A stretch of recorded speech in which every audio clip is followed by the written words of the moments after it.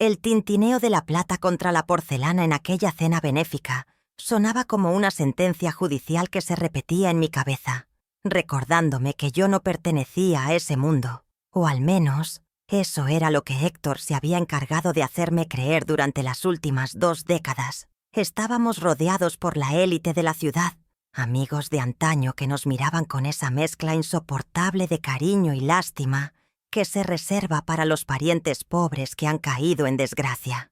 Cuando Roberto Sandoval, con la mejor de las intenciones, levantó su copa y nos invitó a pasar una semana en su villa de Cancún, con todos los gastos pagados, sentí cómo el aire se congelaba alrededor de mi marido. Héctor soltó un suspiro teatral, de esos que había perfeccionado frente al espejo, y se ajustó el nudo de su corbata de seda italiana, una prenda que costaba más que mi presupuesto mensual de comida.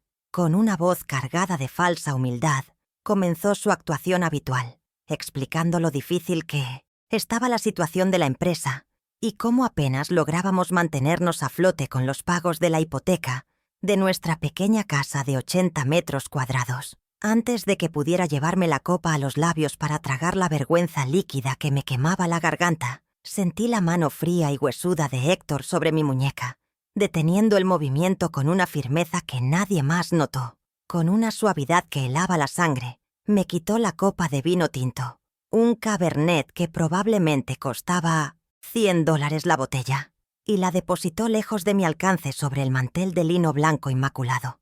«No desperdicies, querida», susurró, lo suficientemente alto para que los comensales más cercanos lo escucharan, disfrazando su tacañería de prudencia fiscal. «Sabes que el alcohol te pone sentimental y luego te duele la cabeza pensando en las facturas de la electricidad». Me quedé paralizada, sintiendo cómo el rubor subía por mi cuello, no por el vino que no bebí, sino por la humillación quirúrgica con la que me desmantelaba en público, reduciéndome a una anciana incapaz y gastadora frente a las personas que conocían a mi padre. Héctor continuó su discurso, alimentándose de la compasión ajena como un vampiro emocional, detallando sacrificios que él jamás había hecho. Habló de la austeridad, de cómo había tenido que recortar personal, omitiendo convenientemente que su reloj de oro brillaba bajo la luz de los candelabros de cristal cada vez que gesticulaba. Isabel no entiende de finanzas, vive en las nubes de su arte y sus recuerdos, dijo, dirigiendo una sonrisa condescendiente a la mesa, como si explicara las travesuras de una niña pequeña. La casa de la playa es un sueño imposible para nosotros. Roberto, agradezco tu oferta, pero no podemos permitirnos ni siquiera el tiempo libre. Tengo un viaje de negocios este fin de semana para inspeccionar una planta industrial en la costa, algo sucio y aburrido. Nada de vacaciones. Los Sandoval asintieron con gravedad, validando su mentira, sin saber que yo había vendido mi piano de cola hace 15 años para salvar esa supuesta planta industrial que ahora él mencionaba con tanto desdén.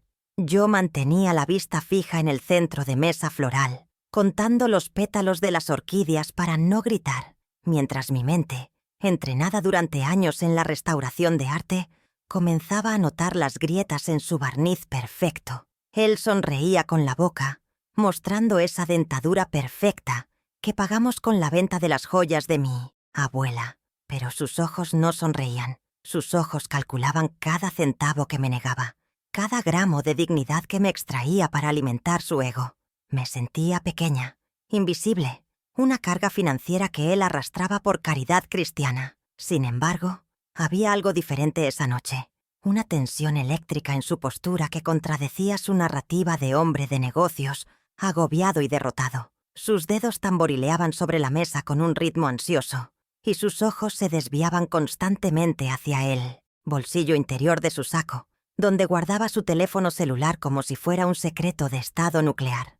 De repente, el zumbido vibrante de su teléfono rompió su monólogo sobre las tasas de interés y la inflación global. Fue un sonido corto, seco, una notificación prioritaria que él intentó ignorar, pero la curiosidad y la arrogancia le ganaron.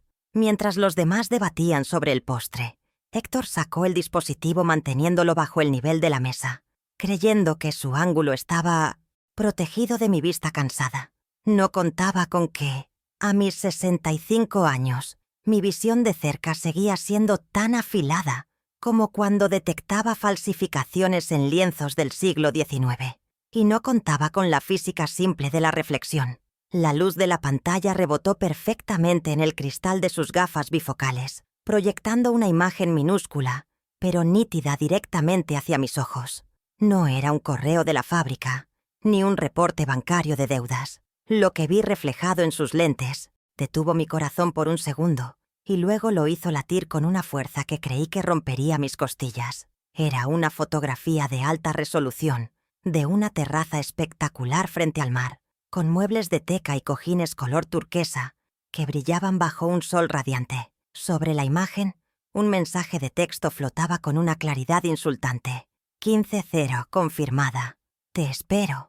La hora coincidía perfectamente con su llegada prevista para el supuesto viaje de negocios, sucio y aburrido del día siguiente. Aquella terraza no pertenecía a ninguna planta industrial. El suelo era de mármol travertino. Lo reconocí al instante por la textura y el color. Un material que costaba más por metro cuadrado que toda la remodelación que él me había negado para nuestra cocina llena de goteras. El mundo a mi alrededor se volvió borroso. El ruido de las risas y los cubiertos se transformó en un zumbido lejano, mientras mi cerebro procesaba la información a una velocidad vertiginosa. Durante 20 años, yo había cosido mi propia ropa, había cancelado mi seguro médico y había cuidado a su madre enferma en noches interminables, creyendo que estábamos al borde de la quiebra. Y allí estaba él, confirmando una cita en un paraíso privado, con una imagen que gritaba opulencia y derroche. La discrepancia entre la realidad de mis zapatos desgastados bajo la mesa y esa terraza de lujo no era solo una mentira. Era una estafa emocional y financiera de proporciones monumentales. La inquilina de esa vida no era yo, y la confirmación de esa cita a las 3 de la tarde encendió una mecha fría y peligrosa en mi interior que ninguna lágrima podría apagar. Héctor guardó el teléfono rápidamente y volvió a su papel de mártir financiero, tomando un sorbo de agua mineral con una expresión de gravedad. Pero yo ya no veía a mi esposo. Veía a un ladrón de guante blanco que había saqueado mi vida, mi herencia y mi juventud. La humillación pública de haberme quitado la copa de vino minutos antes cobró un nuevo significado. No era ahorro, era control. Él necesitaba que yo me sintiera pequeña para poder ser grande a mi costa. Pero cometió un error fundamental esa noche. Subestimó la capacidad de observación de una mujer que ha pasado su vida salvando lo que otros dan por roto. La imagen de esa terraza se grabó en mi memoria con la precisión de un archivo forense, y supe, con una certeza absoluta, que ese viaje de negocios no lo haría solo. Cuando nos levantamos para irnos, aceptando las miradas de lástima de los Sandoval como si fueran abrigos viejos, Héctor me ofreció su brazo con esa galantería falsa que ahora me revolvía el estómago. Lo tomé, no por sumisión, sino para sentir su pulso, para asegurarme de que era real y de que mi plan ya estaba empezando a formarse. Mañana, él saldría hacia su paraíso secreto creyendo que dejaba atrás a su esposa ingenua y arruinada en la casa pequeña. No sabía que esa esposa acababa de despertar de una pesadilla de 2 décadas y que por primera vez en años tenía un objetivo claro.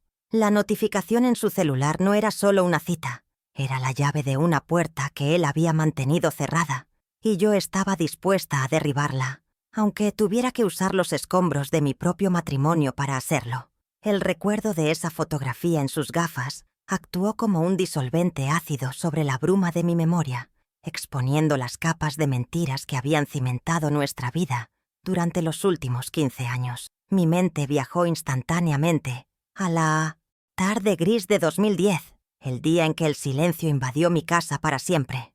Recordé la textura fría de las teclas de marfil de mi piano Steinway, de media cola, un regalo de mi padre que había sido mi refugio emocional desde la infancia. Héctor había llegado a casa con el rostro desencajado, jurando que la empresa estaba al borde de la quiebra técnica y que necesitaba liquidez inmediata para evitar el embargo de nuestra vivienda.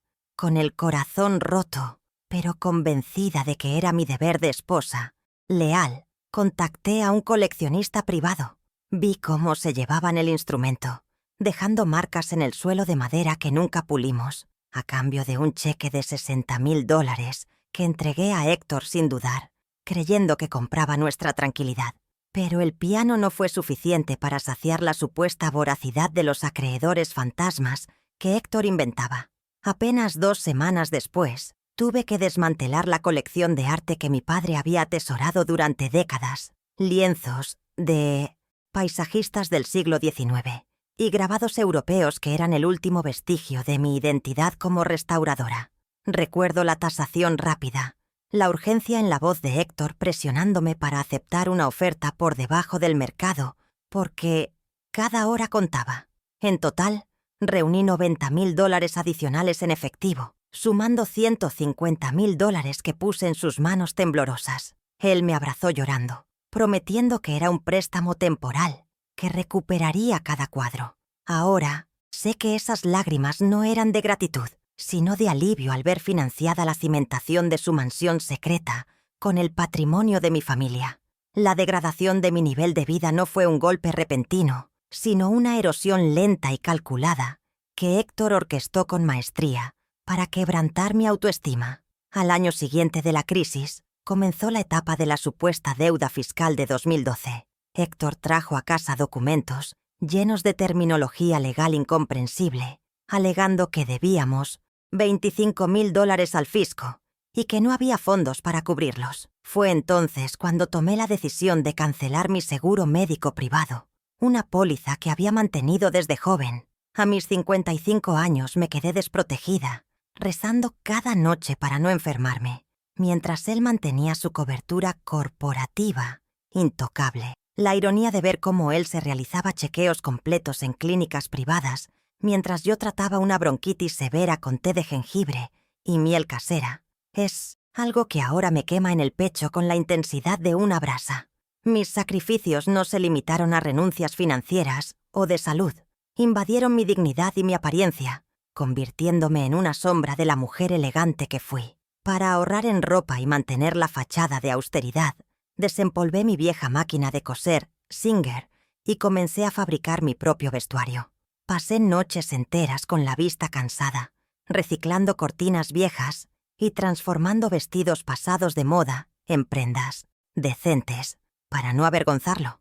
Mientras yo me pinchaba los dedos con agujas y calculaba el costo del hilo, Héctor seguía comprando sus trajes de corte italiano, justificando el gasto como una inversión necesaria para proyectar éxito ante los clientes. Yo caminaba a su lado con faldas remendadas, sintiéndome pequeña y gris, sin sospechar que cada metro de tela barata que yo cosía financiaba 1 metro cuadrado de mármol importado en su terraza frente al mar.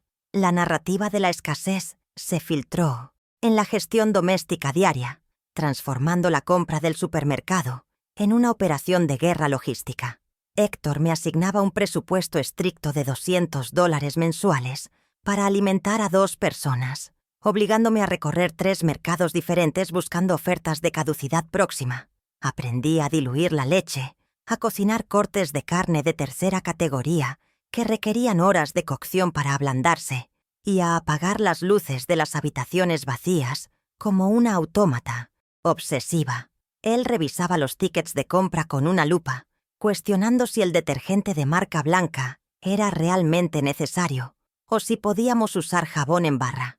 Cada centavo que yo ahorraba en nuestra mesa no iba a una cuenta de ahorros de emergencia, sino que se desviaba directamente a la cuenta de mantenimiento de una vida paralela que disfrutaba otra mujer. Sin embargo, el robo financiero palidece en comparación con el robo de mi tiempo y mi energía vital durante la enfermedad de su madre, doña Elena, cuando ella comenzó a mostrar signos de demencia senil y requirió cuidados constantes. Héctor afirmó que no podíamos pagar una enfermera ni un centro especializado. «Es tu deber cristiano y familiar», me dijo, instalándola en la habitación de huéspedes de nuestra pequeña casa. Durante 3 años interminables, me convertí en enfermera, cocinera y limpiadora de una mujer que, en su confusión, a menudo me insultaba. Levantaba sus 70 kilos de peso muerto 4 veces al día para asearla, destrozándome la espalda y las articulaciones. ahorrándole a Héctor los $3.000 mensuales que hubiera costado una residencia decente. Él se lavó las manos de la responsabilidad filial, delegando en mí la carga física y emocional más pesada de nuestras vidas. Fueron 1095 días de sacrificio ininterrumpido, 1095 noches en las que dormí con un ojo abierto, atenta a cualquier gemido de su madre. Mientras yo cambiaba pañales de adulto y limpiaba sábanas manchadas, Héctor intensificó sus supuestos viajes de negocios. La rutina era inquebrantable. Salía el viernes al mediodía con su maletín de cuero y regresaba el domingo por la noche. Alegaba que debía supervisar operaciones en provincias para mantener la empresa a flote, que esos viajes eran un sacrificio que hacía por nosotras. Yo lo despedía en la puerta, ojerosa y oliendo a cloro, agradeciéndole que trabajara tanto, sin saber que esos fines de semana eran sus escapadas a la playa, lejos del olor a enfermedad y vejez que impregnaba nuestra casa por su propia decisión tacaña.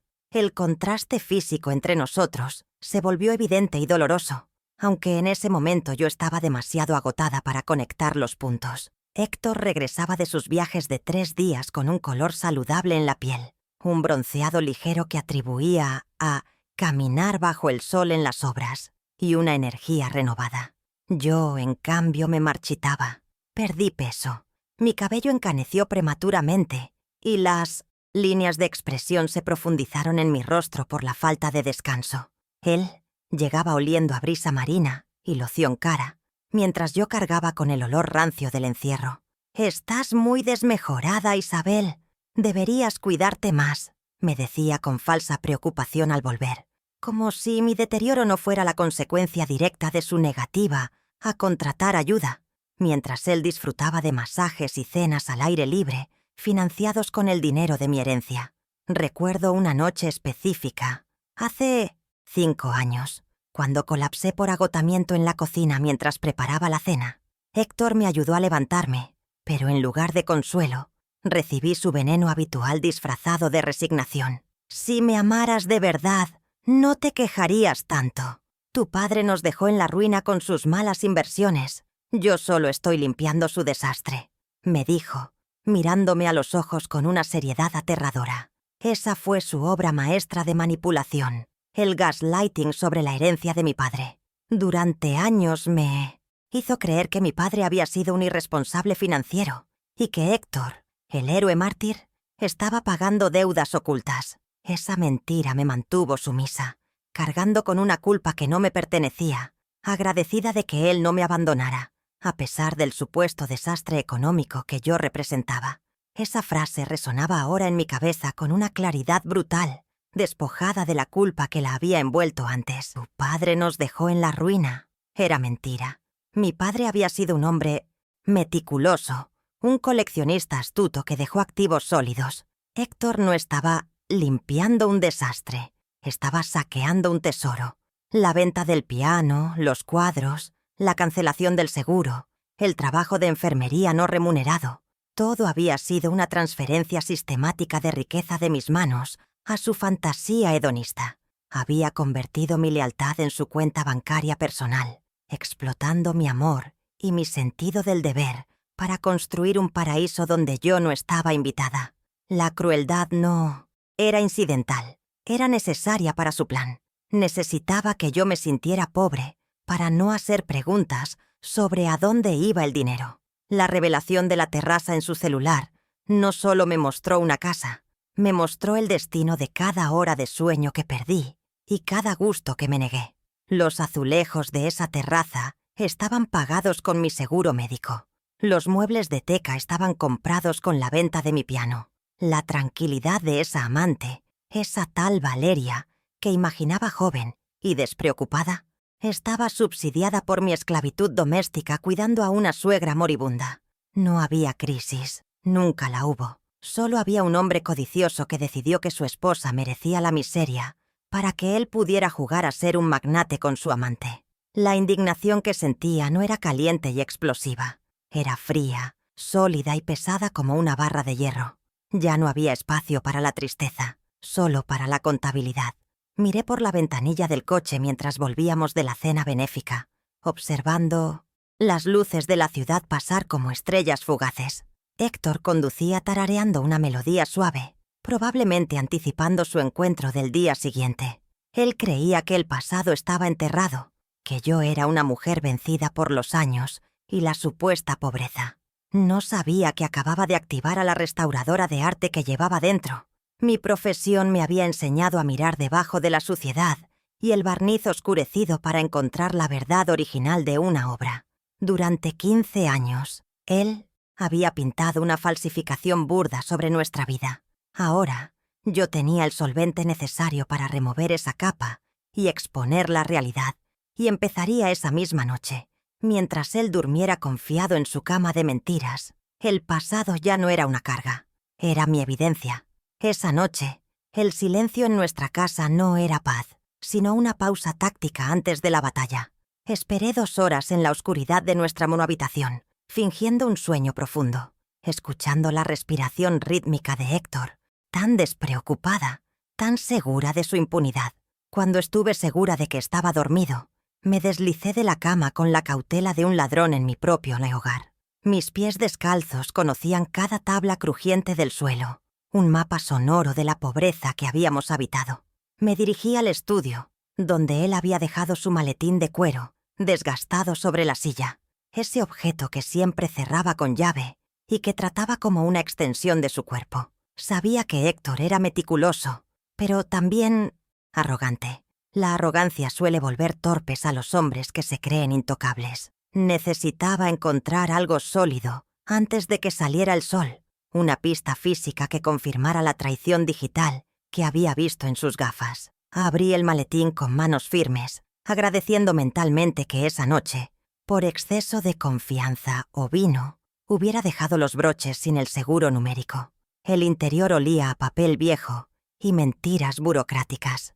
Rebusqué entre carpetas de proyectos fallidos y cartas de cobro que probablemente eran falsas, pero no encontré nada incriminatorio a primera vista. Fue entonces cuando mis dedos, sensibles por años de lijar barnices delicados, notaron una irregularidad en el forro de seda interior.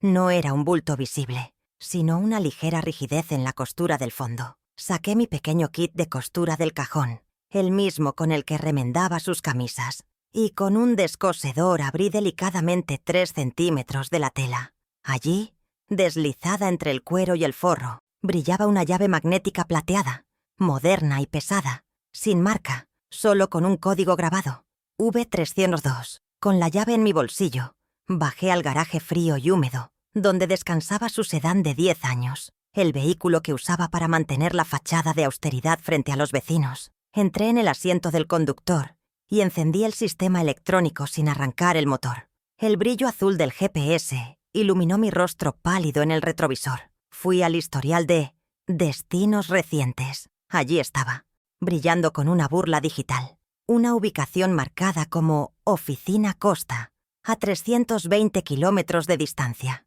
Pero al ampliar el mapa, la dirección no correspondía a ninguna zona industrial. El punto rojo parpadeaba en medio de Costa Esmeralda, una urbanización privada de ultralujo que conocía solo por las revistas de sociedad que leía en la peluquería. No había fábricas allí, solo mansiones y silencio costoso. Memoricé la dirección y apagué todo, dejando el coche exactamente como estaba. A la mañana siguiente, viernes a las 7, Héctor se despidió con su habitual teatro de mártir laboral. Me dio un beso seco en la frente, se quejó del dolor de espalda por el largo viaje a la planta y me recordó no gastar mucha luz. Lo vi salir por la ventana, esperando 10 minutos exactos hasta que su coche desapareció en la avenida principal. Entonces, la Isabel sumisa murió.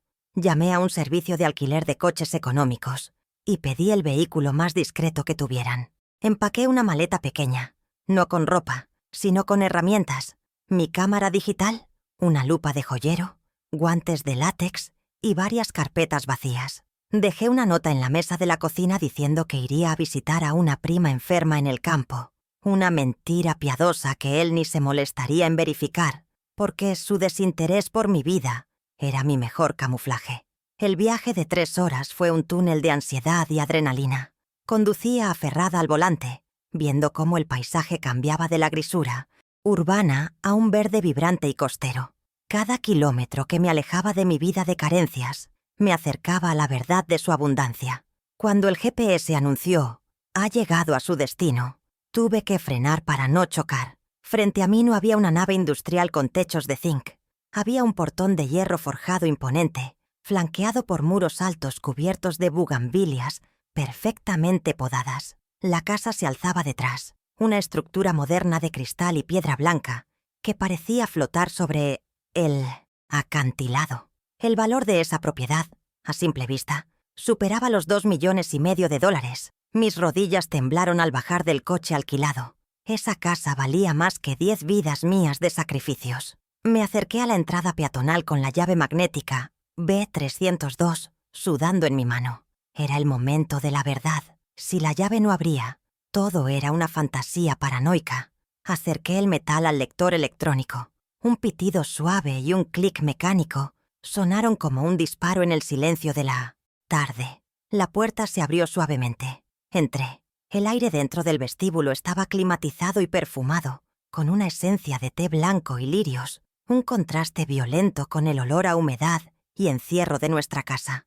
El suelo de mármol brillaba tanto que podía ver mi reflejo, una mujer mayor vestida con ropa barata, invadiendo un templo de riqueza.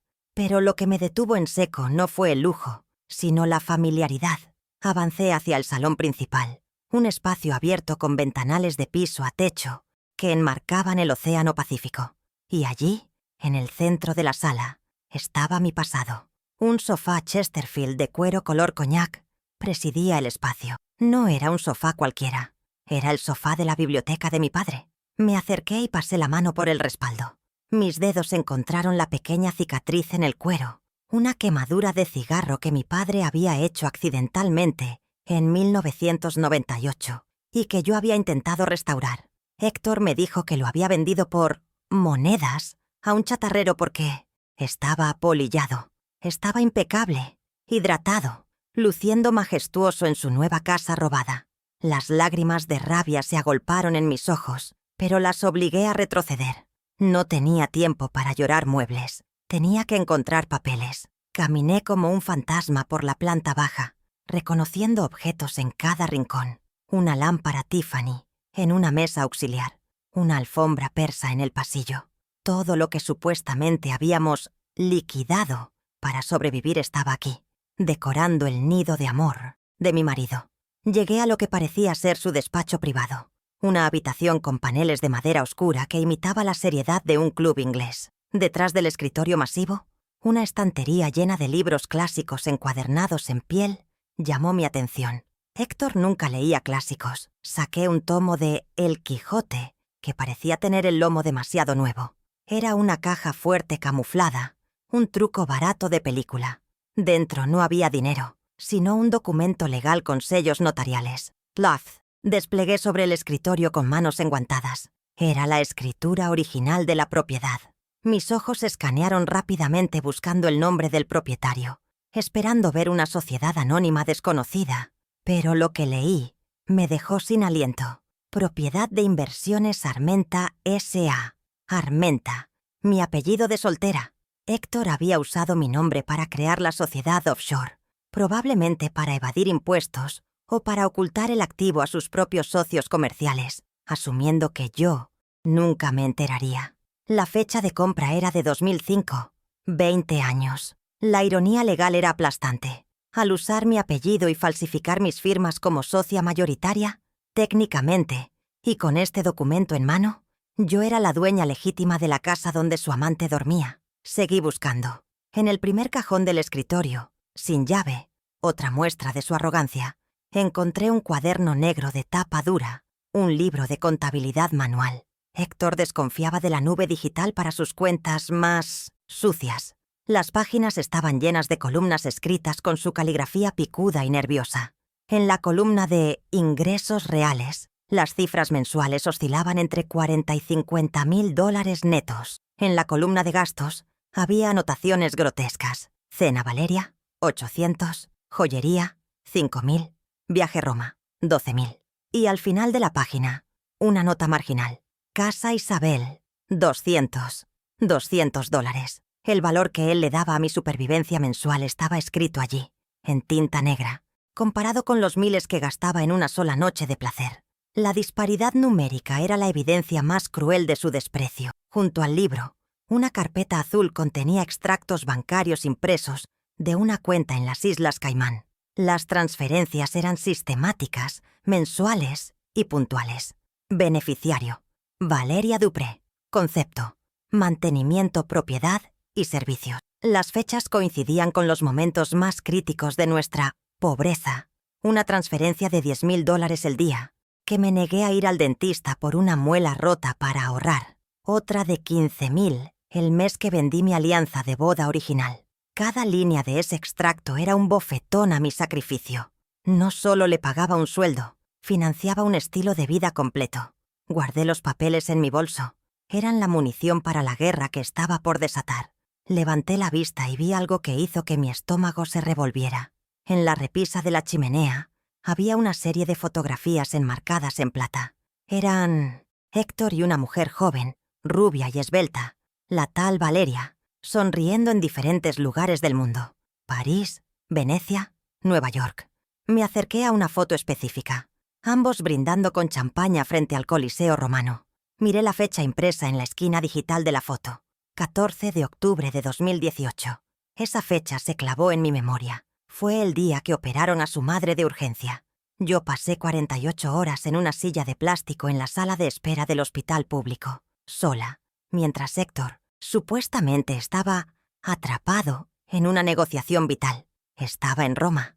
Mientras yo rezaba por la vida de su madre, él brindaba por la Dolce Vita. Necesitaba ver el dormitorio principal. Subí las escaleras de madera flotante, sintiendo que cada paso violaba mi propia historia. La puerta doble de la habitación estaba entreabierta. Entré. La cama era inmensa, cubierta con sábanas de seda egipcia de un blanco insultante. Pero mis ojos se fueron directamente al tocador de laca blanca, situado frente a la ventana panorámica. Había cremas caras, perfumes franceses y un joyero abierto. Y allí, descansando descuidadamente sobre una bandeja de terciopelo, estaba el objeto que confirmaba el saqueo final. Un collar de esmeraldas y diamantes, montado en oro antiguo. Mi collar, la joya que había pertenecido a mi bisabuela y que Héctor me obligó a vender en 2010 para pagar una supuesta extorsión de unos sindicatos mafiosos que amenazaban la fábrica. ¿Es por nuestra seguridad, Isabel? ¿O collar o mi vida? Me había dicho temblando. Yo se lo entregué llorando, creyendo que salvaba a mi esposo de una muerte violenta. Nunca se vendió. Nunca hubo extorsión. Él simplemente lo tomó y se lo regaló a su amante. Me acerqué y toqué las piedras frías. Estaban intactas, brillantes, burlándose de mi ingenuidad. Tomé el collar en mis manos. Pesaba más que antes, cargado ahora con el peso de 15 años de mentiras. Verlo allí, usado como un accesorio casual por otra mujer, rompió la última barrera de mi contención emocional. No grité, no rompí nada. En cambio, una calma glacial se apoderó de mí. Tenía la escritura, tenía las cuentas, tenía las fotos y tenía el cuerpo del delito, el collar. Miré mi reloj. Eran las 2 de la tarde del viernes. Héctor y Valeria llegarían el domingo. Tenía 48 horas. No solo iba a recuperar mi collar, iba a recuperar mi vida. Y para hacerlo, iba a convertir esta casa de mentiras en el escenario de su ejecución pública. Saqué mi teléfono y marqué el número de Clara, mi sobrina abogada. Mis manos ya no temblaban. «Clara», dije, y mi voz sonó extraña, metálica, como si perteneciera a otra persona. «Tenías razón en todo. Estoy en la casa de la playa. Necesito que traigas al notario y a un cerrajero. Vamos a tener una fiesta el domingo». Corté la llamada y miré al océano. El mar estaba picado, gris y violento, igual que mi interior. La víctima había salido del edificio. La dueña acababa de llegar y tenía mucho trabajo que hacer antes de que llegaran los invitados. Con la decisión tomada y el teléfono aún tibio en mi mano, tras la llamada con Clara, comencé la fase de documentación forense con la frialdad de un archivista. No podía permitirme el lujo de la histeria. Cada minuto que pasaba Era un recurso táctico que debía explotar antes de que Héctor pusiera un pie en esta casa. Saqué mi cámara digital compacta de la maleta, una herramienta que solía usar para documentar el deterioro de lienzos antiguos, y comencé a fotografiar la escritura de la propiedad desde todos los ángulos posibles. Me aseguré de que el sello notarial, la fecha de 2005 y, sobre todo, el nombre Inversiones Armenta S.A. fueran perfectamente legibles bajo la luz natural que entraba por el ventanal. Aquel papel no era solo un título de propiedad, era la prueba irrefutable de que él había usurpado mi identidad legal para construir su refugio, dándome involuntariamente el arma para destruirlo. Después de asegurar la escritura, me dirigí al libro de contabilidad negro que había encontrado en el cajón. Pasé página por página, fotografiando cada columna de gastos con el modo macro de la cámara para capturar hasta la presión de la tinta en el papel. Me detuve en una entrada fechada en mayo de 2019. Anillo aniversario Cuemto, 8.500 bolas USD. Recordé ese mes. Fue cuando nuestra lavadora se rompió y Héctor me obligó a lavar la ropa a mano en la bañera durante 3 semanas porque no teníamos liquidez para una reparación de $200. La yuxtaposición de esas dos realidades financieras en mi mente generó una energía oscura y eficiente. Digitalicé cada recibo suelto, cada factura de hotel y cada transferencia bancaria a las Islas Caimán, subiendo las imágenes inmediatamente a una nube segura que Clara me había instruido crear, una bóveda virtual donde sus mentiras quedarían preservadas para siempre.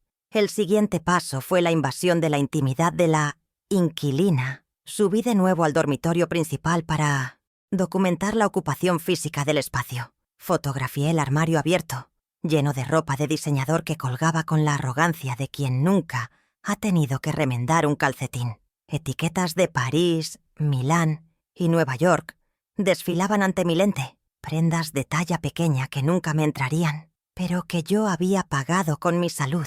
Hice tomas detalladas de los cosméticos en el baño, frascos de cremas de $500 que explicaban por qué mi piel estaba seca mientras la de ella probablemente lucía radiante. No era voyerismo, era la recolección de pruebas de un desvío de fondos conyugales. Necesitaba demostrar ante un juez que el nivel de vida de esta mujer era insostenible sin el saqueo sistemático de nuestro patrimonio matrimonial. A las 3:30 de la tarde, recibí la confirmación de Clara vía mensaje encriptado. Tía, revisé el registro público con los datos que me enviaste. Eres la administradora única de Inversiones Armenta. Héctor te puso ahí para ocultar su nombre, pero legalmente tú tienes el control total de los activos. Puedes cambiar las cerraduras. Es tu casa.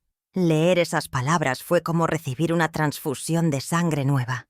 El miedo residual a ser descubierta se evaporó, reemplazado por la certeza de la propietaria legítima. Ya no era una intrusa husmeando, era la dueña realizando una auditoría sorpresa. Guardé los documentos originales en mi bolso. No se quedarían en la caja fuerte falsa. Esa noche dormirían conmigo, bajo mi almohada, en el motel barato donde planeaba pasar la noche para no dejar rastro de mi pernocta en la mansión. Busqué en Google cerrajero de urgencia 24H Costa Esmeralda y seleccioné una empresa con buenas reseñas corporativas, evitando a los informales. Cuando contestaron, mi voz sonó con una autoridad que no sabía que poseía. Soy la señora Armenta, propietaria de la villa en el lote 45 del acantilado. He perdido mis llaves y necesito cambiar el cilindro de la entrada principal y la puerta de servicio. Inmediatamente. Pago tarifa de urgencia. No hubo titubeos, ni explicaciones innecesarias sobre maridos o viajes. Solo una transacción comercial. Me dieron un tiempo estimado de 40 minutos. Aproveché ese lapso para recorrer la casa una vez más, no como observadora, sino como estratega, visualizando dónde colocaría a los invitados y cómo bloquearía las posibles rutas de escape de Héctor durante la confrontación. El cerrajero llegó puntual en una furgoneta blanca, un hombre robusto con un cinturón lleno de herramientas que inspiraba eficacia. Lo recibí en el portón con la escritura original en la mano y mi documento de identidad, anticipándome a cualquier duda. «Buenas tardes», dije, extendiendo los papeles antes de que él pudiera preguntar. Aquí está el título de propiedad a nombre de Inversiones Armenta, y aquí mi identificación como Isabel Armenta. El hombre apenas hojeó los papeles. La coincidencia de apellidos y mi actitud propietaria fueron suficientes. Para él, yo era solo otra mujer rica y despistada que había perdido sus llaves en la playa. No tenía idea de que estaba a punto de ejecutar el primer movimiento físico de un golpe de estado matrimonial. El sonido del taladro perforando el metal de la cerradura antigua fue música para mis oídos. Mientras las virutas de bronce caían al suelo de mármol, sentí que estábamos extirpando un tumor maligno de mi vida. Esa cerradura había protegido el secreto de Héctor durante años, respondiendo solo a su llave y a la de su amante. Ahora estaba siendo destruida mecánicamente, violada por mi voluntad. El cerrajero trabajó rápido, instalando un sistema de alta seguridad europeo, mucho más sofisticado que el anterior. Cuando terminó, me entregó un juego de 3 llaves con cabeza cuadrada y un código único. Tomé el metal frío en mi palma y cerré el puño. La llave B302 de Héctor ya era un trozo de metal inútil. Si quería entrar a esta casa el domingo, tendría que tocar el timbre como cualquier visita no deseada. Pagué al cerrajero $280 en efectivo, dinero que había sacado de un cajero automático usando la tarjeta de crédito de emergencias de Héctor, aquella que él me prohibía usar salvo en casos de vida o muerte. Consideré que recuperar mi dignidad calificaba como tal. Una vez sola de nuevo, con la casa blindada bajo mi control, me dirigí a la sala de estar donde había visto un iPad Pro, olvidado sobre la mesa de centro. Rezaba para que la seguridad digital de Héctor fuera tan laxa como su seguridad física. Toqué la pantalla y me pidió un código de 6 dígitos. Probé su fecha de nacimiento. Error. Probé la fecha de nuestro aniversario. Error. Entonces, con una intuición cargada de cinismo, probé la fecha de nacimiento de Valeria, que había visto en los boletos de avión impresos. 1595. El dispositivo se desbloqueó instantáneamente. El acceso al iPad fue como abrir una ventana directa al cerebro social de mi marido. Ignoré las fotos y las aplicaciones de mensajería, por el momento, y fui directamente a la aplicación de correo electrónico. Allí estaba su lista de contactos VIP, etiquetada meticulosamente. Socios club de golf, inversionistas, junta directiva, amigos de la infancia. Eran las personas ante las que él construía su fachada de éxito, los mismos que me miraban con lástima en las cenas benéficas. Seleccioné a 32 destinatarios, la crema y nata de su círculo social, incluyendo a los Sandoval y a su jefe directo. Iba a usar su propia red de contactos para tenderle la trampa más pública y humillante posible. Mis dedos flotaban sobre el teclado virtual, redactando el texto que cambiaría nuestro destino. «Estimados amigos y socios», escribí, adoptando el tono jovial y ligeramente presuntuoso que Héctor usaba en sus comunicaciones. «Como saben, han sido años de arduo trabajo y discreción. Este domingo quiero compartir con ustedes mi mayor orgullo, la inauguración oficial de mi residencia de verano en Costa Esmeralda. Será un evento íntimo, una fiesta blanca, para celebrar la vida y los buenos negocios. Los espero a las 13:00 horas para un almuerzo frente al mar. Por favor, mantengan la sorpresa. Mi esposa Isabel finalmente ha accedido a mostrar nuestro pequeño paraíso. Un abrazo, Héctor». La ironía de firmar con su nombre mientras invitaba a los testigos de su propia ejecución me provocó una sonrisa amarga. Releí el texto 3 veces para asegurarme de que fuera irresistiblemente creíble. Presioné enviar. El sonido de la notificación de salida fue un silbido suave que selló su destino. Inmediatamente fui a la carpeta de enviados y borré el correo. Luego vacié la papelera de reciclaje digital. Si Héctor revisaba su teléfono, no vería el rastro de la convocatoria masiva. Para él, el domingo seguía siendo una cita romántica secreta con Valeria. Para el resto del mundo, era la gran revelación de su éxito. Me senté en el sofá de mi padre, observando cómo, minutos después, comenzaban a llegar las respuestas a la bandeja de entrada. «Por fin, Héctor, estaremos ahí. Cuenta con nosotros. ¡Qué gran noticia!». Llevaremos champaña. Cada respuesta era un clavo más en el ataúd de su reputación. Estaban mordiendo el anzuelo con un entusiasmo voraz. Con la audiencia asegurada, necesitaba preparar el escenario. No podía recibir a la élite social con la casa en estado de uso diario. Usando nuevamente la tarjeta de crédito de Héctor y el iPad, busqué un servicio de catering de lujo en la zona. Pedí un menú de mariscos y bar abierto de etiquetas premium para 40 personas, con servicio de camareros incluidos. La factura ascendía a $5.500. Aprobé el pago sin que me temblara el pulso. «Confirmación inmediata», decía la pantalla. El domingo, Héctor no solo perdería su casa, sino que pagaría la fiesta de su propia caída. También contraté un servicio de limpieza profunda para el sábado por la mañana. Quería borrar cualquier huella física de Valeria antes de que llegaran los invitados, dejando la casa como un lienzo en blanco para mi intervención. Pero faltaba el elemento central de mi presentación, la evidencia visual. Pasé las siguientes 3 horas en el estudio, escaneando mis viejas fotos familiares que había traído digitalizadas en mi celular y mezclándolas con las pruebas que había recolectado. Usé una aplicación de edición de video sencilla para crear un montaje. La narrativa era brutal por su simplicidad.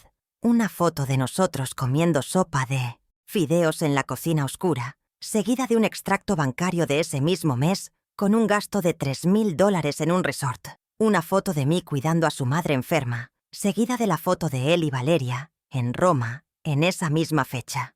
La banda sonora sería el silencio, para que los murmullos de la audiencia llenaran el vacío.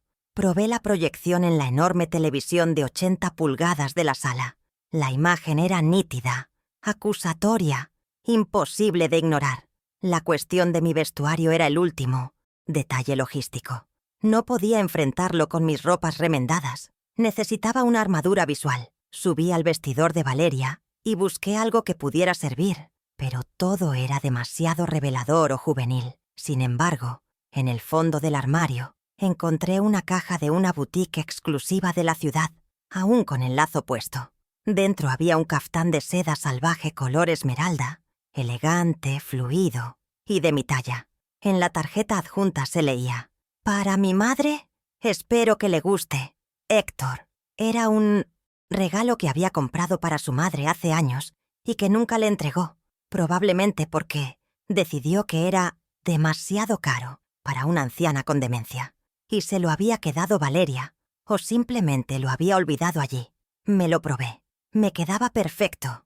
El color hacía resaltar mis ojos y el corte me daba una presencia regia. El sábado transcurrió en una bruma de actividad frenética. Supervisé al equipo de limpieza como una generala, asegurándome de que cada rastro de la inquilina, cepillos de dientes, fotos en las mesitas de noche, pantuflas, fuera metido en bolsas de basura negras y escondido en el garaje. Cuando llegaron los del catering para hacer el montaje previo de las mesas en la terraza, me presenté como la señora de la casa. Nadie cuestionó mi autoridad.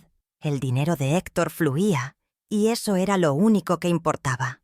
Coloqué el libro de contabilidad negro y la escritura original en el centro de la mesa de café del salón, como si fueran libros de arte decorativos, esperando ser abiertos por manos curiosas. La trampa estaba armada con una precisión estética impecable. Al caer la noche del sábado, la casa estaba transformada.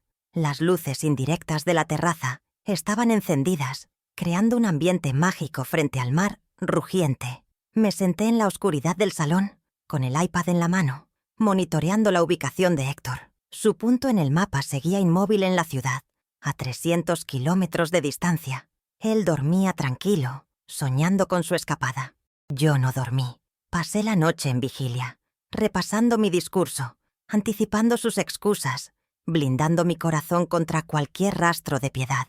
Había un extraño consuelo en saber que esta era la última noche de mi vida anterior. Mañana, cuando el sol saliera, Isabel la víctima dejaría de existir para siempre. El domingo amaneció con un cielo azul despejado, un día perfecto para una tragedia griega. A las 9 de la mañana, el GPS de Héctor se activó. El punto comenzó a moverse hacia la costa. Tiempo estimado de llegada: 12:15. Los invitados estaban citados a las 13:00, pero sabía que los Sandoval siempre llegaban temprano. Me duché en el baño principal, usando los jabones caros que yo había pagado, y me vestí con el caftán de seda esmeralda. Me maquillé con cuidado, ocultando las ojeras y resaltando mis facciones. Me puse el collar de mi bisabuela, sintiendo el peso familiar de las piedras en mi cuello. Me miré al espejo y no vi a una anciana. Vi a una reina lista para dictar sentencia. A las 11:30 todo estaba listo. La mesa del buffet estaba dispuesta con manjares que Héctor me había negado durante décadas. Langosta, caviar, quesos importados. Las copas de cristal brillaban al sol. El personal de servicio estaba en sus puestos, impecables en sus uniformes blancos. Conecté el iPad a la pantalla gigante y dejé la imagen de bienvenida en pausa. Un logo elegante que decía Inversiones Armenta, inauguración de verano. Era un toque de crueldad refinada. Me serví una copa de champaña, la primera gota de alcohol que probaba en años, y salí a la terraza. El viento marino agitaba la seda de mi vestido. Escuché el sonido de un motor en la entrada principal mucho antes de lo previsto. Mi corazón dio un vuelco, pero me obligué a mantener la calma. Miré el reloj. Eran las 12 en punto. Demasiado pronto para los invitados. Demasiado pronto para Héctor según el GPS. Me asomé discretamente. Era Clara. Bajó de su coche con un maletín de abogada y una sonrisa nerviosa. Corrí a abrirle, con mis nuevas llaves, y nos abrazamos en el vestíbulo. «Tía, esto es una locura, pero es brillante», me susurró.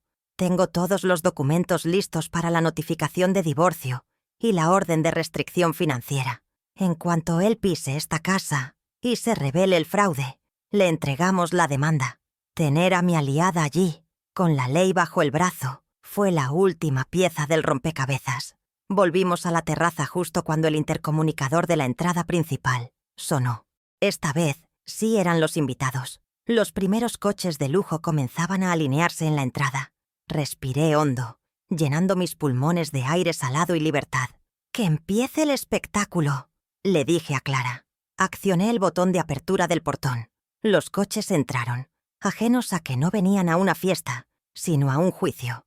Y Héctor, el invitado de honor que no sabía que lo era, estaba a solo 20 minutos de distancia, conduciendo hacia el abismo que él mismo había cavado, centímetro a centímetro. Durante 20 años, la espera había terminado.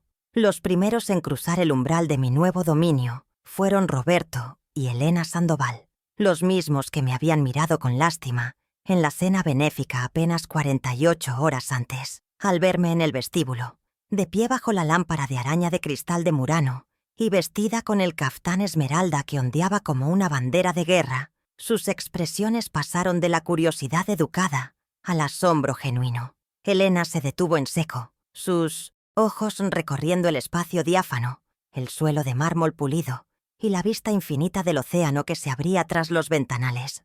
No veían a la Isabel gris y encorvada que contaba monedas, veían a una anfitriona en su apogeo.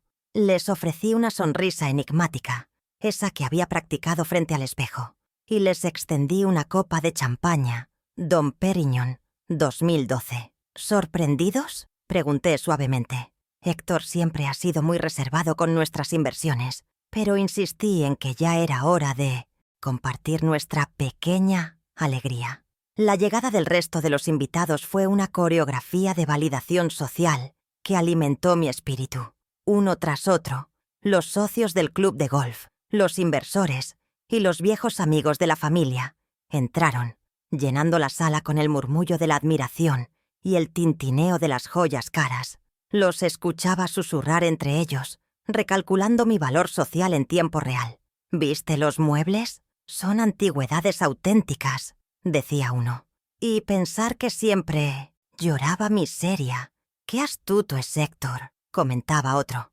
Cada elogio a la casa era una confirmación de mi robo, pero también una victoria táctica.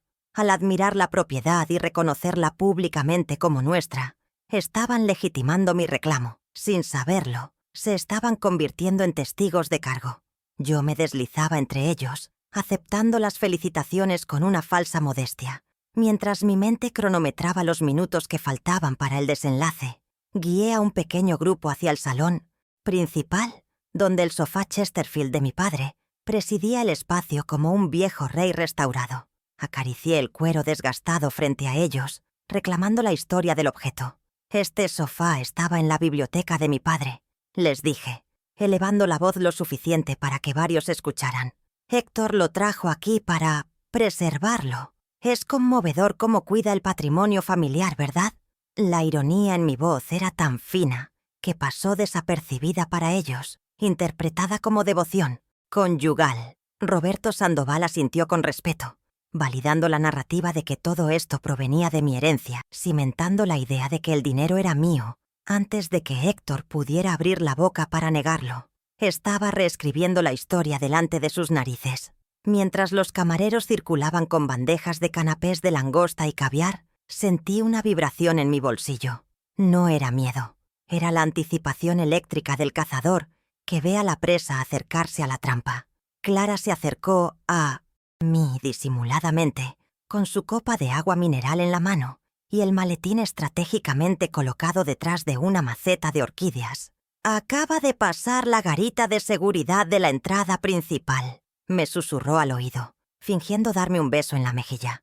El guardia le dijo que había una fiesta privada en su propiedad, y él, por supuesto, no entendió nada, pero le dejaron pasar porque es el residente. «Está a 2 minutos, tía. ¿Estás lista?»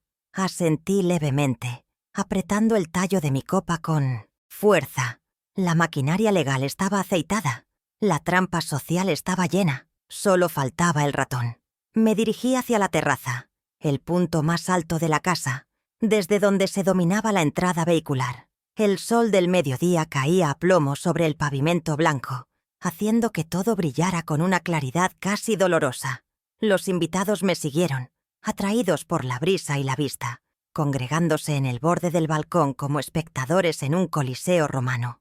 Abajo, en la curva del camino de acceso, apareció un descapotable rojo deportivo, un coche que yo no conocía, probablemente alquilado para impresionar a su amante. El motor rugía con una prepotencia que contrastaba ridículamente con la emboscada que le esperaba. Al ver la hilera de Mercedes, BMW y Porsche estacionados en su entrada, el descapotable frenó bruscamente, derrapando ligeramente sobre la grava decorativa. Desde mi atalaya, pude ver la confusión física de Héctor. Se quitó las gafas de sol con un movimiento brusco, mirando las matrículas de los coches invasores. Probablemente pensó que se había equivocado de villa, o que la policía estaba haciendo una redada, o quizás, en su delirio narcisista, que le habían preparado una sorpresa que él no controlaba. Pero entonces vi a la copiloto, Valeria. Iba con un sombrero de ala ancha y un pareo transparente, lista para un fin de semana de lujuria y sol. Ella señalaba los coches con gestos nerviosos, tocando el brazo de Héctor. Él golpeó el volante con frustración. La presencia de ella en ese coche, en ese momento exacto, era el regalo final que el destino me entregaba. Si hubiera venido solo, podría haber inventado una excusa. Con ella ahí, no había coartada posible. El coche avanzó lentamente los últimos metros, hasta quedar frente al pórtico principal. El silencio en la terraza se hizo denso, pesado. Los invitados habían dejado de hablar, intuyendo que algo inusual estaba ocurriendo. «¿No es ese Héctor?», preguntó alguien a mi espalda. «¿Y quién es esa chica?». No respondí. Dejé que la pregunta flotara en el aire, marinándose en la duda colectiva. Héctor apagó el motor, pero no se bajó de inmediato. Lo vi dudar, mirando hacia la casa, quizás reconociendo el coche de los Sandoval o el de su propio socio mayoritario. El miedo debió golpearlo en ese instante, ese frío visceral de saber que tu realidad paralela está a punto de colisionar con tu vida pública. Pero la arrogancia le ganó. Abrió la puerta y salió, intentando proyectar autoridad. Valeria bajó del otro lado, ajena al peligro, ajustándose el bikini bajo el pareo, cargando una bolsa de playa de marca. Ella creía que era la dueña del lugar, la reina consorte de este reino de mentiras. Verla caminar con esa soltura por el camino de entrada, hacia mi casa, hacia mis invitados, encendió en mí una furia fría y controlada que agudizó mis sentidos. Héctor intentó detenerla, hacerle un gesto para que esperara en el coche, pero ella ya estaba subiendo los escalones del pórtico. atraída por la música y el ambiente festivo, pensando quizás que Héctor le había organizado una fiesta sorpresa a ella. La ironía era deliciosa. Él la siguió, pálido, con el paso vacilante de un hombre que camina hacia el cadalso. Me giré hacia mis invitados, levantando mi copa para captar su atención total. «Amigos, por favor, un aplauso para el hombre que hizo todo esto posible», anuncié con una voz clara y vibrante que cortó el viento. «Mi esposo acaba de llegar y parece que nos ha traído invitados adicionales». El grupo obedeció, estallando en un aplauso entusiasta pero confuso, mientras las miradas oscilaban entre mí, la anfitriona perfecta en la terraza y la extraña pareja que aparecía abajo. La tensión era palpable, un hilo invisible estirado al máximo entre la verdad y la apariencia. Bajé la copa y comencé a descender la escalera exterior de caracol que conectaba la terraza con la entrada, moviéndome con la majestuosidad de una sentencia que desciende sobre el culpable. Héctor levantó la vista y me vio. Se quedó paralizado a mitad de camino, con la mano extendida hacia Valeria, como si quisiera borrarla de la existencia. Sus ojos se encontraron con los míos a través de la distancia, y en ese intercambio silencioso, vio algo que nunca había visto en 20 años. Vio que yo sabía. Vio el caftán de seda que él había comprado y ocultado. Vio el collar de esmeraldas brillando en mi cuello bajo el sol. Vio su propia muerte social reflejada en mi postura, erguida. Su boca se abrió ligeramente, pero no salió ningún sonido. El color abandonó su rostro bronceado, dejándolo con una máscara de cera grisácea. Valeria, al notar su parálisis, se detuvo también y miró hacia arriba, encontrándose con la mirada de 30 personas que la observaban desde la barandilla como jueces en un estrado. Clara se posicionó estratégicamente al pie de la escalera, bloqueando cualquier intento de retirada hacia el interior de la casa, actuando como el brazo ejecutor de mi voluntad. Los camareros, sintiendo la atmósfera extraña, detuvieron su servicio, quedando congelados con las bandejas en el aire.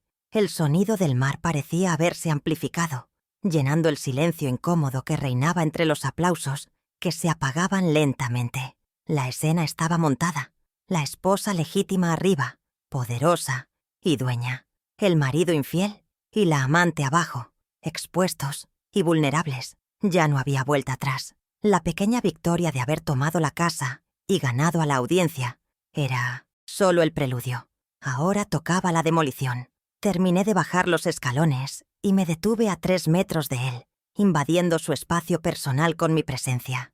Olía a su loción cara mezclada con el sudor agrio del pánico. De cerca, vi las gotas de transpiración perlando su frente y el temblor incontrolable en su labio inferior. «Bienvenido a casa, querido», dije con una sonrisa que no llegaba a mis ojos, lo suficientemente alto para que los invitados en la terraza escucharan cada sílaba. «Llegaste justo a tiempo para el brindis, y veo que trajiste a tu asistente personal. Qué considerado de tu parte traer ayuda para el servicio en domingo». La etiqueta de servicio golpeó a Valeria como una bofetada, quien dio un paso atrás, indignada y confundida. Héctor intentó recomponerse, recurriendo a su vieja táctica de minimizarme. «Isabel, ¿qué es esto? ¿Qué haces aquí? Estás confundida», balbuceó, intentando forzar una sonrisa para la galería. «Esto es un error. Amigos, mi esposa no se siente bien. Ha tenido episodios de confusión últimamente». Intentó agarrarme del brazo, usar la fuerza física velada para sacarme de allí, para anularme como siempre hacía. Pero esta vez, yo no era la mujer que cosía en la oscuridad. Me aparté con un movimiento fluido y elegante, dejándolo con la mano en el aire, agarrando la nada. «Oh no, Héctor, nunca he estado más lúcida», repliqué, y mi voz resonó con la dureza del acero. «No hay confusión, solo hay contabilidad. Y hoy vamos a cuadrar los libros delante de todos». Me giré hacia la pantalla gigante que había preparado en el salón, visible a través de los ventanales abiertos. Con un gesto imperceptible a Clara, di la señal. La música ambiental cesó abruptamente.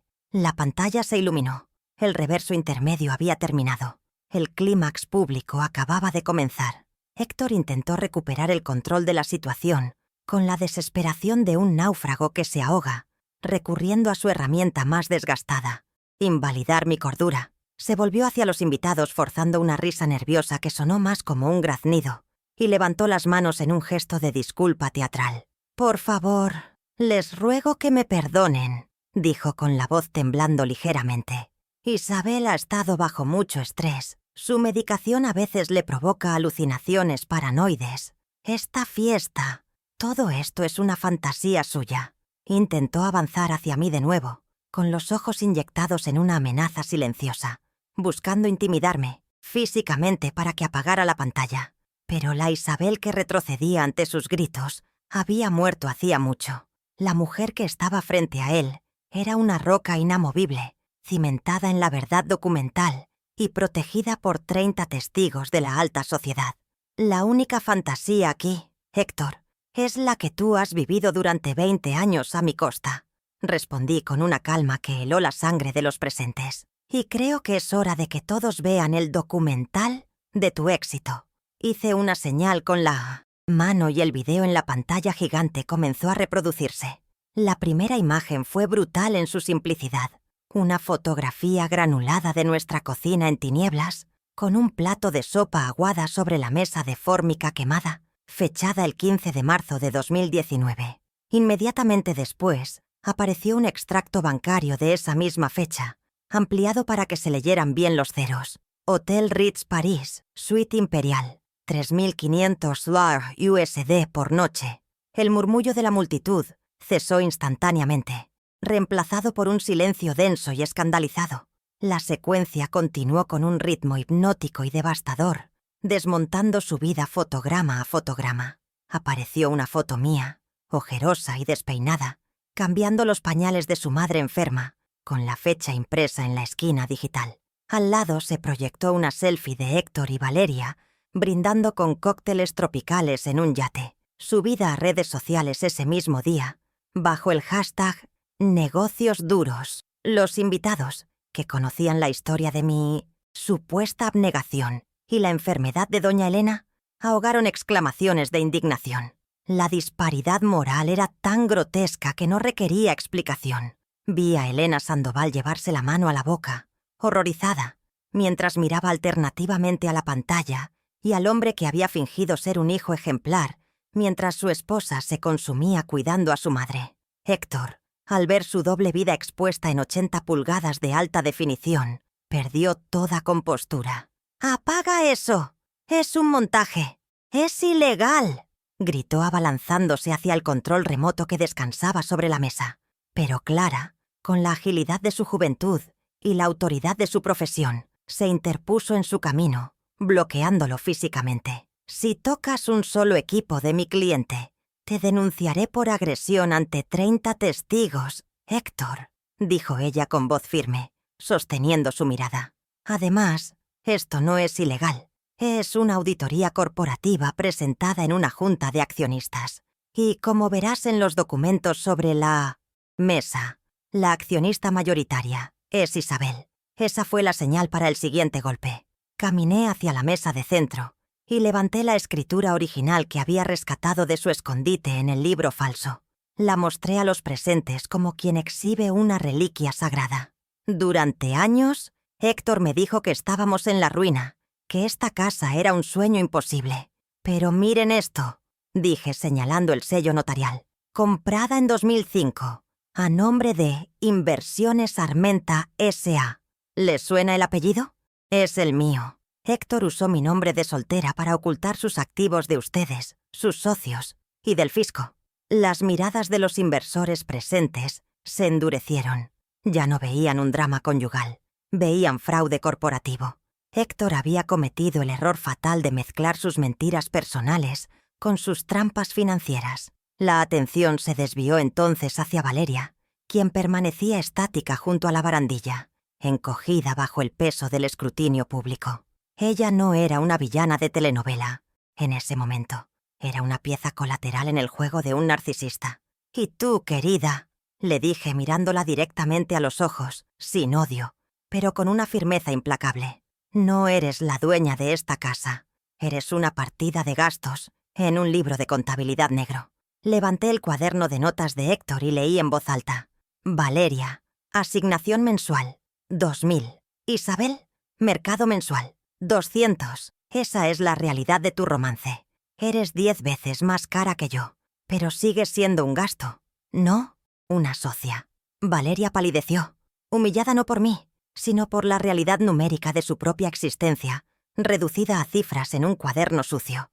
Héctor, viendo que perdía a su amante y a su audiencia simultáneamente, intentó una última maniobra desesperada hacia sus socios. «Roberto, escúchame. Es una estrategia fiscal. Todo esto tiene una explicación lógica. Isabel no entiende de ingeniería financiera», suplicó, buscando un aliado en la multitud. Pero Roberto Sandoval, el hombre que le había ofrecido vacaciones por lástima 2 días antes, dio un paso atrás, alejándose de él como si fuera contagioso. «Lo que entiendo, Héctor, es que has estado llorando miseria mientras nos robabas a todos», dijo Roberto con frialdad. «Y usar el nombre de tu esposa para lavar dinero es bajo, incluso para ti». En ese momento de vulnerabilidad total del antagonista, decidí ejecutar el golpe emocional más personal. Me llevé la mano al cuello y desabroché lentamente el cierre del collar de esmeraldas y diamantes. La joya brilló intensamente bajo el sol del mediodía, capturando todas las miradas. «Héctor me obligó a entregar esto hace 15 años», anuncié, sosteniendo el collar en alto para que todos vieran la calidad de las piedras. «Me dijo que era para pagar una extorsión, que su vida corría peligro. Yo lloré entregando el legado de mi bisabuela para salvarlo». Hice una pausa dramática, dejando que la crueldad de la mentira se asentara. Pero no hubo extorsión, solo hubo un regalo de 1700 aniversario para su amante, pagado con mi dolor. Lo encontré esta mañana en el tocador de esa habitación. Me acerqué a Valeria, quien miraba el collar con reconocimiento y horror. Ella lo había usado. Probablemente le habían contado una historia romántica sobre su origen. «Este collar tiene 120 años de historia en mi familia», le dije en voz baja, solo para ella y Héctor. «No combina con tu bikini, y ciertamente no combina con tu conciencia. Se queda conmigo». Guardé la joya en el bolsillo de mi caftán, un gesto simbólico de recuperación patrimonial que resonó más fuerte que cualquier grito. Había recuperado mi historia, y al hacerlo, había borrado la de ellos. Fue entonces cuando el sonido de sirenas aullando cortó el aire salado, acercándose rápidamente por la carretera costera. Héctor se sobresaltó, mirando hacia la entrada con pánico genuino. «¿Qué has hecho?», susurró con la voz quebrada. «Yo no he hecho nada, Héctor. La administradora de la propiedad ha llamado a la policía para reportar una intrusión», respondí con serenidad. «Verás, técnicamente, y según esta escritura, tú y la señorita Dupré están ocupando ilegalmente mi propiedad. Y dado que hay pruebas de fraude fiscal sobre la mesa, pensé que las autoridades querrían participar en la fiesta. 2 patrullas de policía entraron en la propiedad, con las luces azules girando y reflejándose en los ventanales de la mansión. Los oficiales bajaron y se dirigieron hacia nosotros, con paso decidido. Los invitados se apartaron, creando un pasillo de vergüenza para Héctor. Ya no era un hombre de negocios respetable, era un sospechoso acorralado en su propia mentira. Clara se adelantó para recibir a los agentes, mostrándoles la documentación con una eficiencia letal. «Oficiales, soy la abogada de la propietaria. Estos individuos se niegan a desalojar y hay evidencia de apropiación indebida de activos», explicó señalando a Héctor y Valeria. Héctor intentó protestar, sacar su tarjeta de presentación, invocar influencias, pero su poder se había evaporado junto con su reputación. Los agentes, al ver la escritura y la actitud hostil de Héctor, procedieron con el protocolo estándar. «Señor, señora, necesito que nos acompañen para aclarar la situación de la propiedad. Y si hay denuncias de fraude, esto pasará a delitos económicos», dijo el oficial mayor. La amenaza de un arresto, o al menos de una detención humillante frente a la élite de la ciudad, quebró los últimos restos de dignidad de Héctor. Se dejó caer en una silla de la terraza, derrotado, mirando al suelo. Pero con Valeria tenía un asunto diferente. No quería que la policía se la llevara como a una víctima. Quería que se fuera sabiendo exactamente cuál era su lugar. Hice un gesto a uno de los camareros, quien me trajo una bolsa de basura negra de tamaño industrial que yo había preparado previamente. La tomé y se la arrojé a los pies de Valeria. El plástico negro hizo un sonido seco al golpear el mármol impoluto. «No quiero tus cosas en mi casa ni un minuto más», dije, y mi voz proyectó una autoridad absoluta. «Tienes exactamente 5 minutos para llenar esa bolsa con lo que puedas cargar y largarte. Lo que dejes aquí será donado a la caridad. Y créeme, la caridad lo necesita más que tú». Valeria miró la bolsa, luego a Héctor, quien ni siquiera levantó la vista para defenderla, y finalmente a mí. Entendió que su reinado de fantasía había terminado. Con lágrimas de rabia y vergüenza, recogió la bolsa y corrió hacia el interior de la casa, perseguida por las miradas de juicio de 30 personas. No hubo dignidad en su salida, solo la prisa torpe de quien ha sido descubierto. Escuché el ruido de cajones abriéndose y cerrándose violentamente arriba, el sonido de la rapiña final antes de la expulsión. Mientras Valeria llenaba su bolsa de basura con ropa de diseñador, me volví hacia Héctor por última vez. Él seguía sentado, hundido, un emperador desnudo en medio de las ruinas de su imperio. Clara se acercó y depositó un sobremanila grueso sobre sus rodillas. «Notificación de demanda de divorcio contencioso por causal de adulterio y fraude y orden de restricción financiera inmediata», informó Clara. «Todas tus cuentas conjuntas han sido congeladas esta mañana a las 9:00 am. La tarjeta con la que pagaste la gasolina para venir aquí ya no funciona». Héctor levantó la vista y en sus ojos vi el vacío total. No tenía casa, no tenía amante, no tenía reputación, no tenía liquidez y, lo más importante, ya no tenía a su víctima. Los invitados comenzaron a retirarse, murmurando disculpas incómodas, no queriendo ser asociados con el cadáver social que quedaba en la silla. Roberto Sandoval se detuvo un momento frente a él, negó con la cabeza y salió sin despedirse.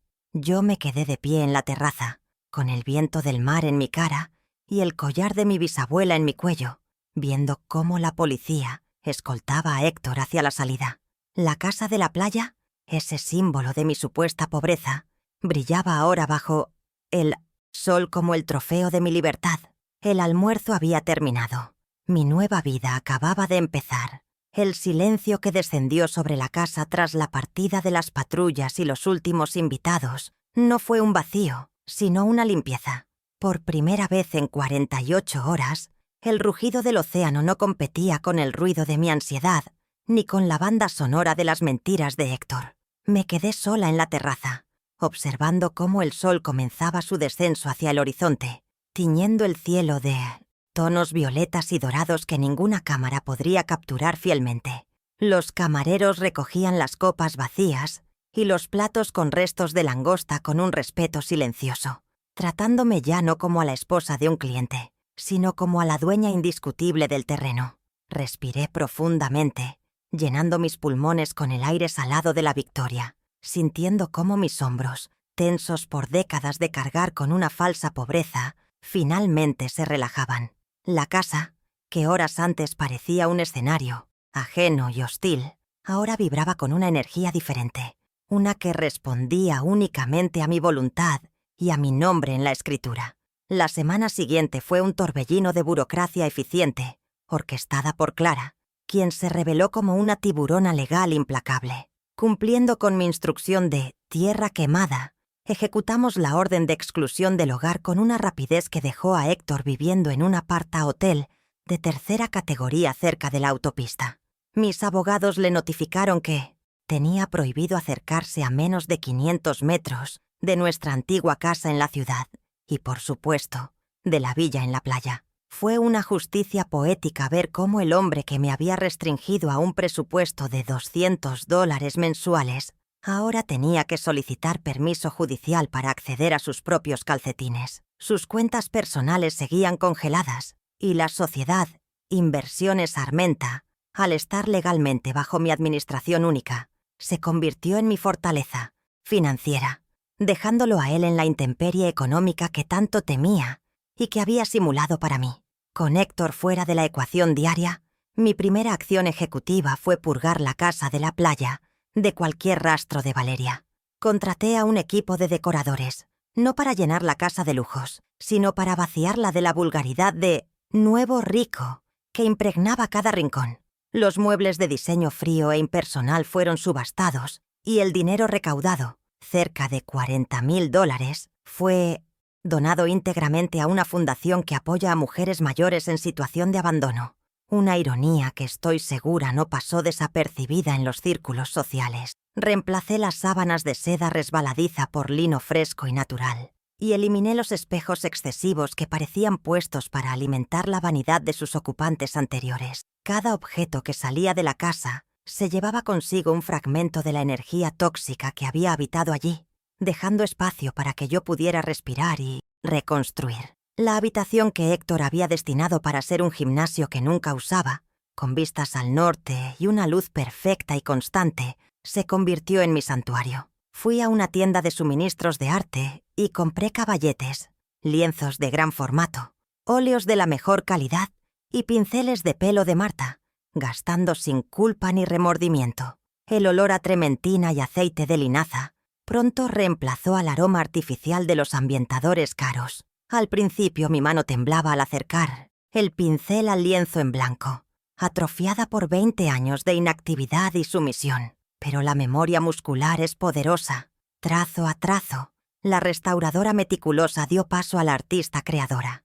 Ya no me dedicaba a arreglar los errores de otros, ni a limpiar barnices viejos. Ahora estaba pintando mi propia realidad, con colores vivos y texturas densas que reflejaban mi renacimiento.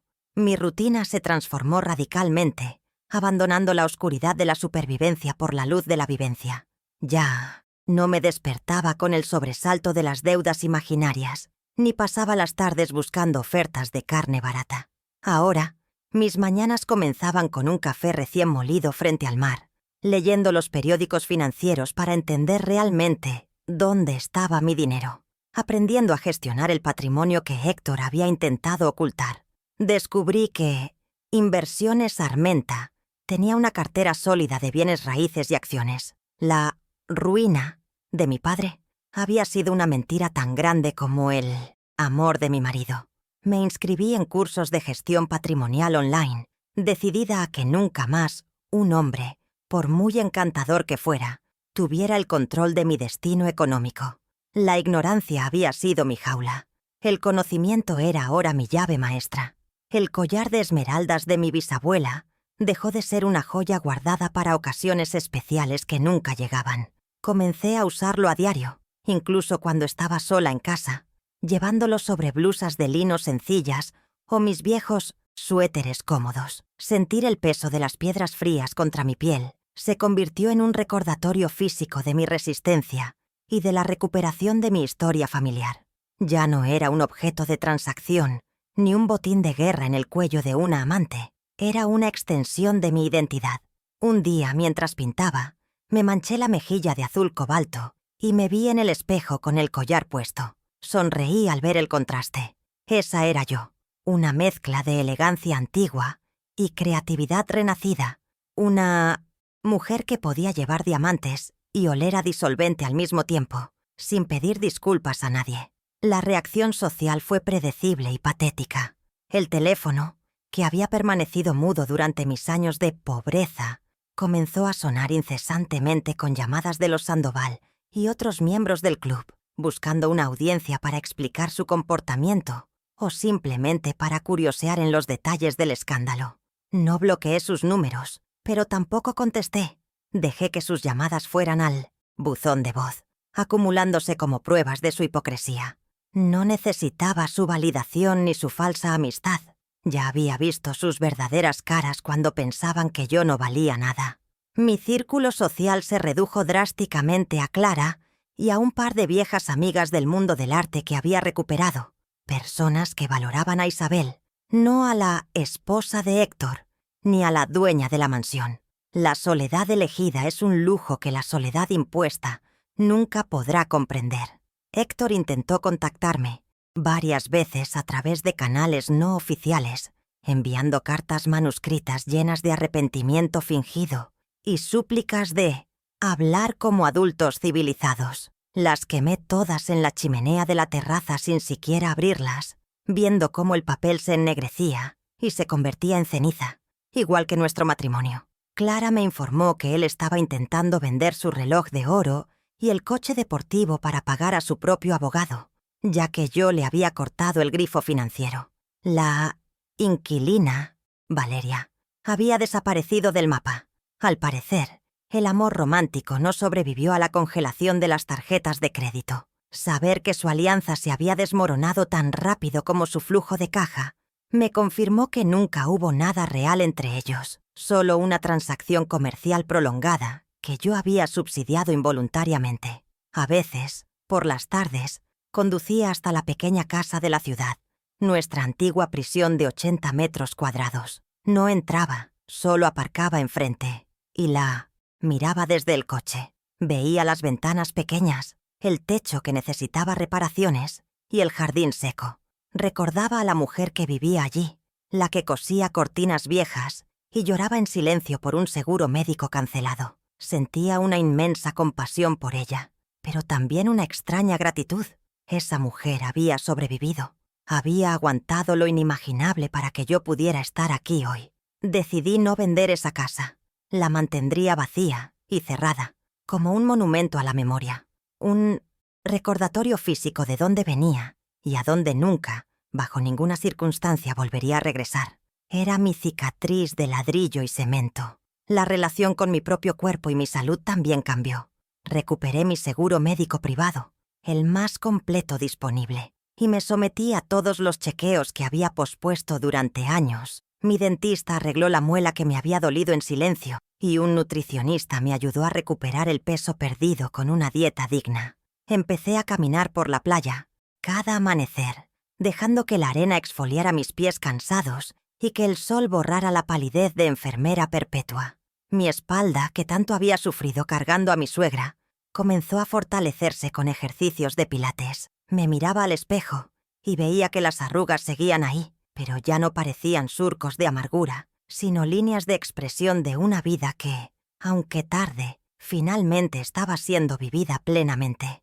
Una tarde de domingo, exactamente un mes después de la fiesta de mi inauguración, organicé una pequeña cena íntima solo para Clara y el notario que nos había ayudado. Comimos en la terraza, con el sonido del mar como única música. No había pretensiones, ni discursos, ni necesidad de impresionar a nadie. Brindamos con un vino excelente que yo misma había elegido. No por su precio, sino por su sabor. Clara levantó su copa y me miró con orgullo.